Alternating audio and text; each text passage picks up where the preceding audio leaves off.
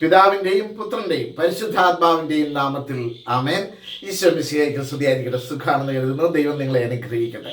പ്രിയപ്പെട്ടവരെ, ഇന്ന് നാം പഠിക്കുന്നത് വിശുദ്ധ പൗലോസ് ശ്ലീഹ കൊറിന്ത്യോസുകാർക്ക് എഴുതിയ 1-ാം ലേഖനം 3-ാം അധ്യായം 16-ാമത്തെ വചനമാണ്.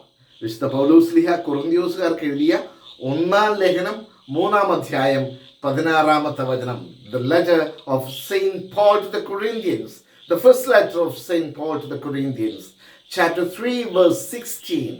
അതിങ്ങനെയാണ്: നിങ്ങൾ ദൈവത്തിൻ്റെ ആലയമാണെന്നും ദൈവാത്മാവ് നിങ്ങളിൽ വസിക്കുന്നുവെന്നും നിങ്ങൾ അറിയുന്നില്ലേ?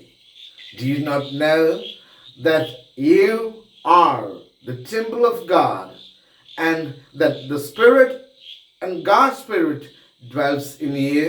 അതൊരു ചോദ്യമാണ്. ദൈവാത്മാവ് നിങ്ങളിൽ വസിക്കുന്നുണ്ട്. അതായത് നിങ്ങളുടെ ശരീരം ദൈവത്തിൻ്റെ ആലയമാണ്. You are the temple of God. അതാണ് നാം ഇന്നലെ കണ്ടത്. കർത്താവ് പറയുന്ന ഒരു വചനം നമ്മൾ ഇന്നലെ കണ്ടില്ലേ? ദൈവമായ കർത്താവിന് ആലയം പണിയുന്നതിൽ നീ വിജയിക്കട്ടെ. സ്നേഹത്തിലും ഐക്യത്തിലും വിശ്വാസത്തിലും പരസ്പര ബഹുമാനത്തിലും പ്രാർത്ഥനയിലും ഒക്കെ കൂദാശകളിലും സഭയോട് ചേർന്ന് നമ്മുടെ ശരീരത്തിൽ ദൈവം വസിക്കുന്ന ആലയമാക്കി നമ്മുടെ ശരീരത്തെ മാറ്റണം, നമ്മുടെ ജീവിതത്തെ മാറ്റണം.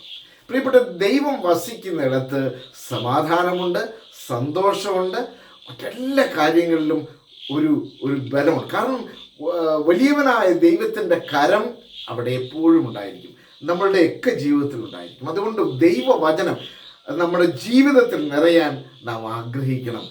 നിങ്ങൾ ദൈവത്തിൻ്റെ ആലയമാണ്. അതായത് നമ്മുടെ ശരീരം ദൈവം വസിക്കുന്ന ആലയമാണ്. ദൈവാത്മാവ് നമ്മുടെ ഉള്ളിൽ എന്നും എന്നും എന്നും വസിക്കട്ടെ എന്ന് നമുക്ക് പ്രാർത്ഥിക്കാം. നമ്മുടെ ഓരോ ചുവടുകളിലും ദൈവത്തിൻ്റെ കരമുണ്ടാകാൻ, നമ്മിൽ ദൈവം വസിക്കാൻ നാം നമ്മുടെ ജീവിതത്തിലൂടെ ഇടയാക്കണം. നമ്മുടെ ഓരോ ചെയ്തികളിലൂടെ നാം ഇടയാക്കണം. ദൈവം നമുക്ക് അതിനിടയാക്കട്ടെ. നമുക്ക് ദൈവത്തോട് ചേർന്ന് ജീവിക്കാൻ ഒരു ആഗ്രഹം ഉണ്ടാകട്ടെ. ഈ ജൂൺ മാസം 2-ാം തീയതി അതിനുവേണ്ടി ആഗ്രഹിക്കാം. ദൈവത്തിൻ്റെ ആ സാന്നിധ്യം നമ്മൾ നിറയാൻ വിശ്വാസത്തിൽ വളരണം. ദൈവം അനുഗ്രഹിക്കട്ടെ. ആമേൻ.